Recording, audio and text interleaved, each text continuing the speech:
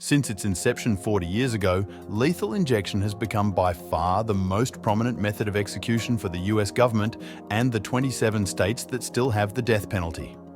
But beginning around 2009, states began losing access to the drugs long used to carry it out, leading to use of alternative drugs that have led to a surge in problems with lethal injection, Deno told CNN. Oklahoma was first to adopt nitrogen gas as an execution method in 2015 as a backup if lethal injection were ever found unconstitutional or otherwise unavailable. The legislation's passage per Deno was based in part on an unpublished paper by 3 academics at East Central University who concluded nitrogen hypoxia could assure a quick and painless death. Then Oklahoma Corrections Department. Director Joe Albaugh echoed that in 2018, when officials said they intended to move forward with nitrogen gas executions.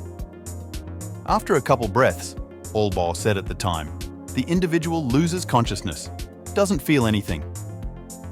Many others, including Zivot, however, remain skeptical of nitrogen hypoxia, with the anesthesiologist pointing to several potential complications, including the risk that the nitrogen causes Smith to have a seizure, which could make him vomit into the mask and then choke.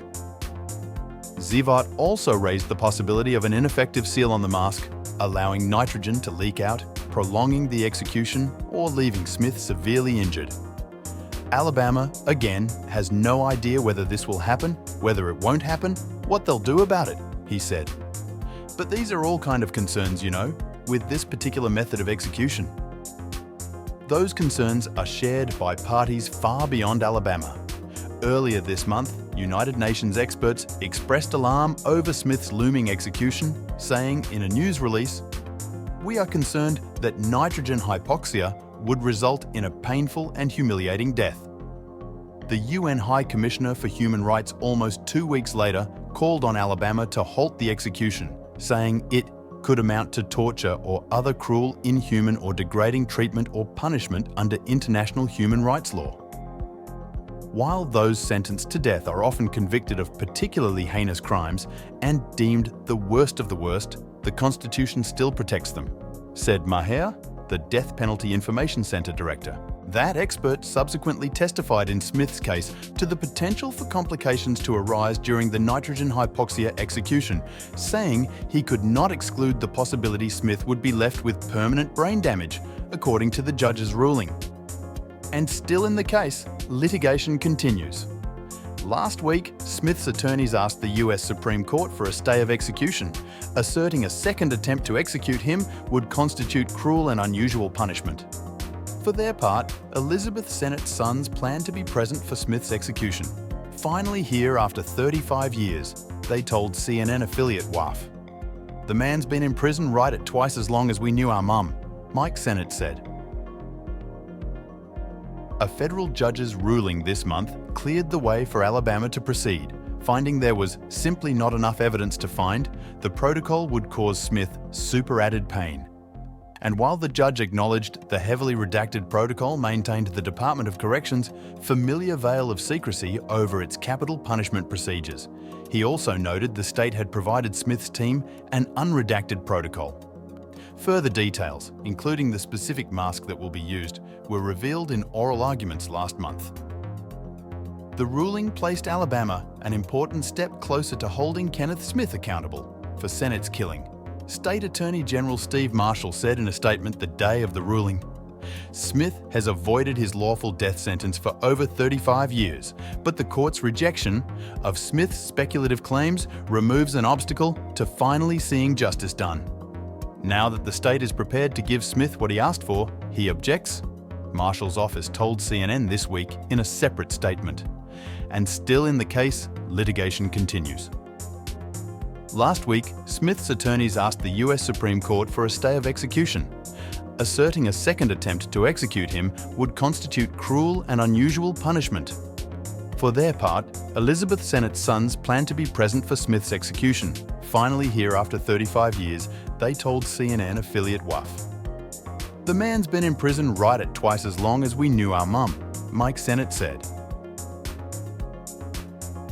Alabama is one of just 3 states, along with Oklahoma and Mississippi, that have approved use of nitrogen gas to carry out death sentences. But none has used it, and only Alabama has outlined a protocol. For its part though, Alabama this week is ready to go. With the nitrogen hypoxia execution of Smith, its Republican governor told CNN in a statement, "This method has been thoroughly vetted, and both the Alabama Department of Corrections and the Attorney General's office have indicated it is ready to go," said Governor Kevy. Smith was sentenced to death for his role in the 1988 murder for hire of Elizabeth Sennett. According to court records, her husband, Minister Charles Sennett, hired someone who hired two others, including Smith, to kill his wife and make it look like a burglary. Sennett, who court records say was having an affair and had taken out an insurance policy on his wife, killed himself a week after her murder. As investigators' focus turned to him, Smith was eventually arrested after investigators searched his home and found the Sennett's VCR. Smith had expressed a desire to be executed by nitrogen hypoxia before Alabama tried to put him to death in November 2022 using lethal injection. The state aborted that attempt because officials could not set an intravenous line before the execution warrant expired. He shared his wish again after that attempt, then reversed course in August, when the state suddenly agreed to use the method and released the heavily redacted protocol. Smith then challenged the protocol, claiming it left him at risk of super-added pain, could cause him to have a stroke, or could leave him in a vegetative state if it fails, court records show. The ruling placed Alabama an important step closer to holding Kenneth Smith accountable for Sennett's killing, State Attorney General Steve Marshall said in a statement the day of the ruling.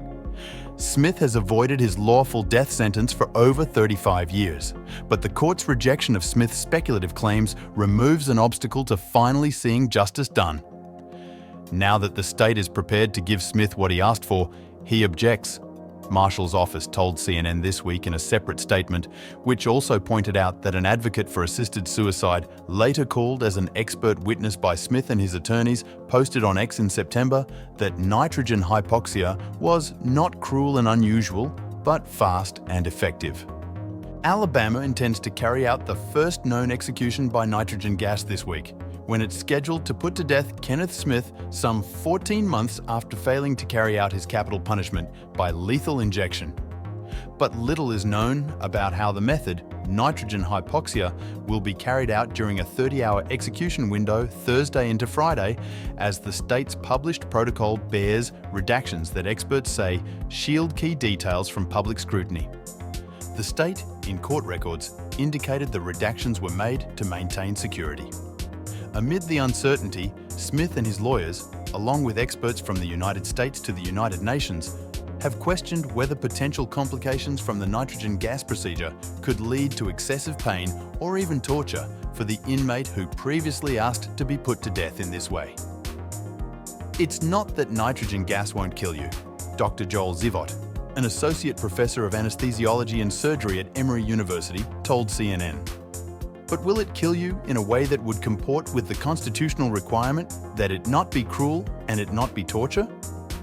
While some US states decades ago used lethal gas to execute prisoners, the use of nitrogen would be new. In theory, it involves replacing the air breathed by an inmate with 100% nitrogen, depriving the body of the oxygen it needs to survive. Such displacement would lead to a painless death, according to the method's proponents, who cite nitrogen's role in deadly industrial accidents or suicides. But those environments are different than an execution, said Zivot, who added he fears Alabama's attempt could go awry and prompt myriad potential complications, such as causing Smith to have a seizure or vomit into the mask delivering the nitrogen, causing him to choke.